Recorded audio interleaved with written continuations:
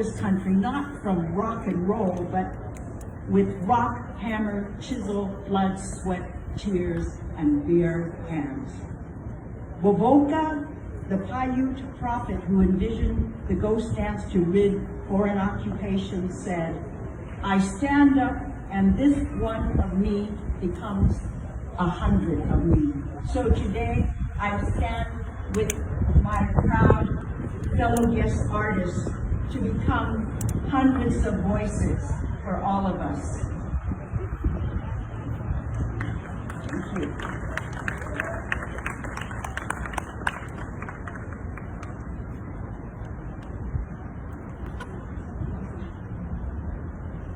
Community is in the heart.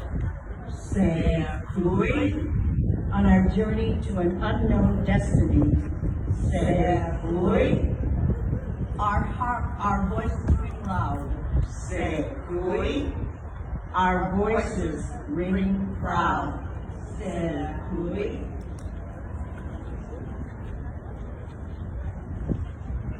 When Janice Merrick-Time passed away a year ago, there was a void in our community. Her legacy of healing, racial unity, and social justice through her work at Blythe Memorial with her lifetime partner, Reverend Cecil Williams, inspired people all over the world. As a poet, Jan was a mentor, a friend, and a powerful voice for the voiceless, particularly for women. For women, we fight for the right to choose, and for the AAPI community. Breaking Our Silence was also a title of Jan's poem in her book, Awake in the River. But Jan had passed away last year. Breaking silence, the way an old house creaks when it's abandoned. Breaking silence, the way a snow lion vanishes without a trace when trapped.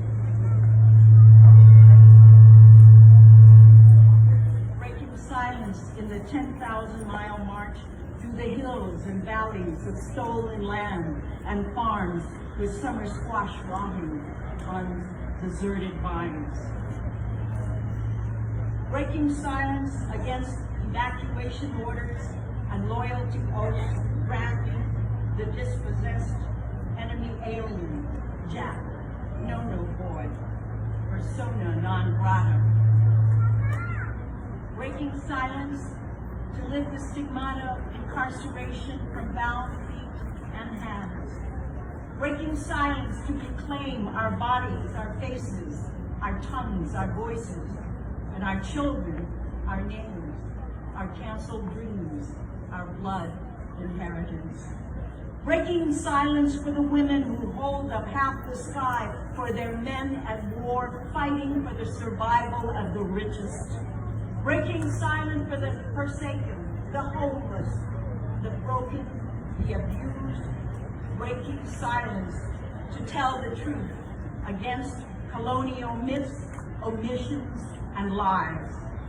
Breaking silence with the fierce courage and clear vision of a lioness who protects her cubs and who rekindles the fire of the sacred feminine.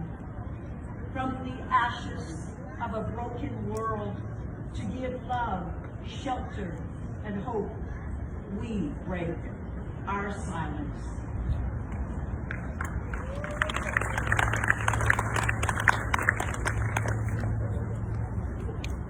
From that moment on, in childhood, I lived in a rented house with thick doors as if to keep the enemy at bay.